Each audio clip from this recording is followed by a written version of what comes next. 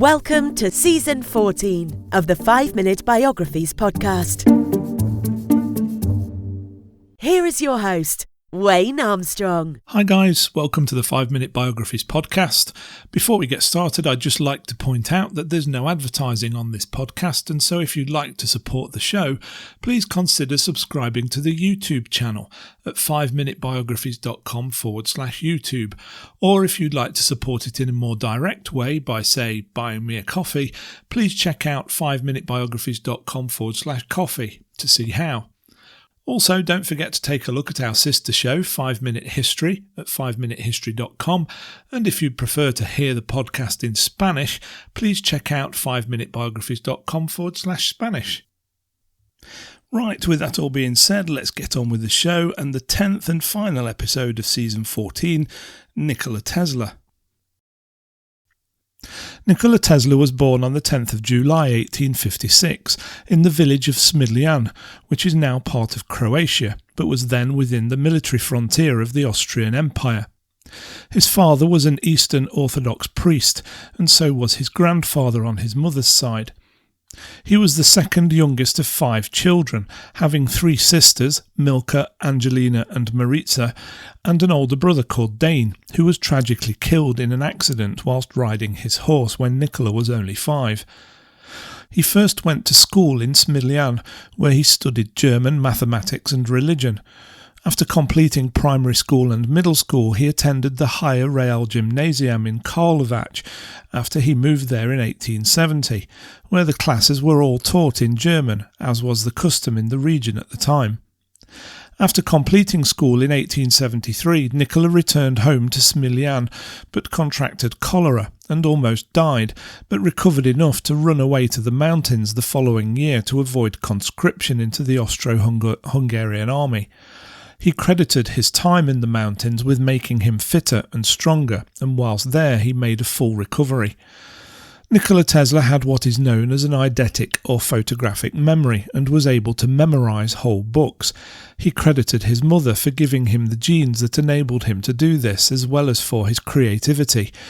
On top of these abilities, Tesla was also a polyglot, being able to speak 8 languages: Serbo-Croatian, Czech, English, French, German, Hungarian, Italian and Latin.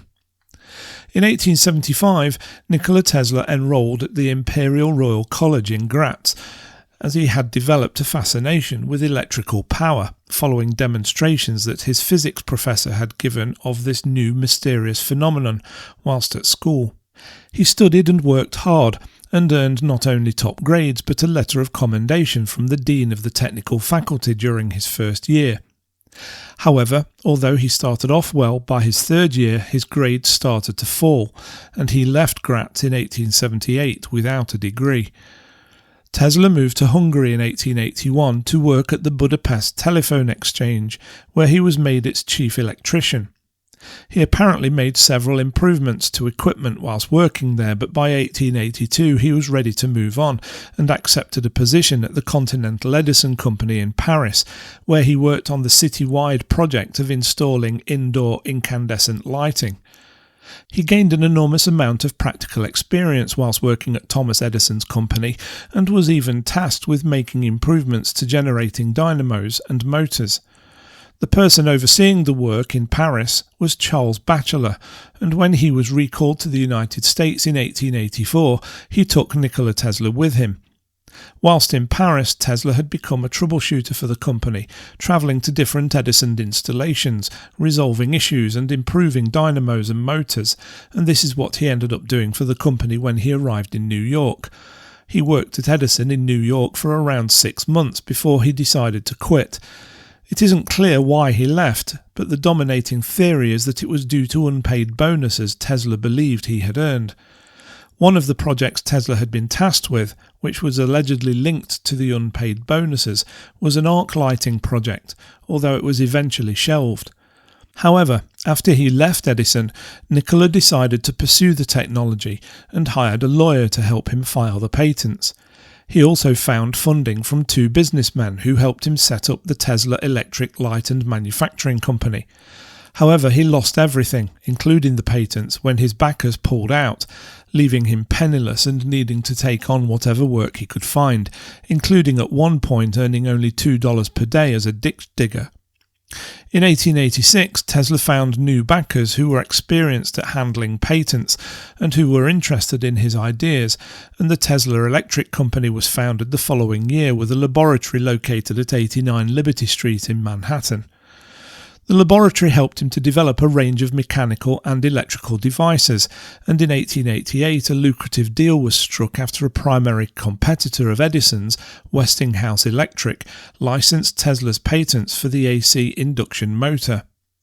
Westinghouse bought the patent outright for $216,000 in 1890, making Tesla an independently wealthy man, but more importantly, the money enabled him to not only set up better laboratories in and around Manhattan, but also to continue working on new ideas, and at various times he worked on mechanical oscillators and generators, electrical discharge tubes, and early versions of X-ray imaging equipment. He even invented a wirelessly controlled boat. In 1889, Tesla had travelled to Paris and watched with immense interest the demonstrations being given by Heinrich Hertz that proved the existence of electromagnetic radiation and radio waves. He immediately set about recreating and improving on Hertz's experiments, eventually coming up with what would become named the Tesla coil, a device that was able to produce high voltage, low current, high frequency, alternating current electricity. The Tesla coil was patented in 1891, and on the 30th of July the same year, at the age of 31, Tesla became a US citizen. Wireless technology was a tremendously exciting area for him, and he spent a lot of time working on wireless lighting, and even the idea of worldwide wireless power distribution, and experimented with this using high power and high frequency electricity in New York and Colorado Springs. His work led him to also announcing ideas for wireless communication, and he began an experiment in the 1890s by building an intercontinental wireless communication and power transmitter known as the Wardenclyffe Tower, but the experiment was never completed after he ran out of money, and it was abandoned in 1905. Tesla continued to experiment with new ideas into the 1910s and the 1920s. Some of his experiments were successful, but some were less so. He struggled to keep himself afloat financially and spent most of his life moving from hotel to hotel, often leaving behind unpaid bills. He never took a wife, once saying that he believed himself to be not good enough for any woman, as women were superior to men in every way. On the 7th of January 1943, Nikola Tesla died in room 3327 of the Hotel New Yorker, where his body was found by a maid. During his lifetime, Tesla successfully obtained approximately 300 patents in no less than 26 countries, and his name lives on in books, movies, music, television, and of course in the technology that today many of us take for granted. I hope you enjoyed that episode of 5-Minute Biographies, which was the last episode in Season 14. Don't worry though, Season 15 will be with us in a few weeks' time. But in the meantime, why not check out the YouTube channel at 5minutebiographies.com/YouTube. You can also support the show simply by leaving a review wherever you get your podcasts. But if you would like to support the show more directly by, say, buying me a coffee, please take a look at 5minutebiographies.com/coffee to see how. Thanks for listening, and I'll see you next time. Thanks for listening to the 5-Minute Biographies podcast at www.5minutebiographies.com.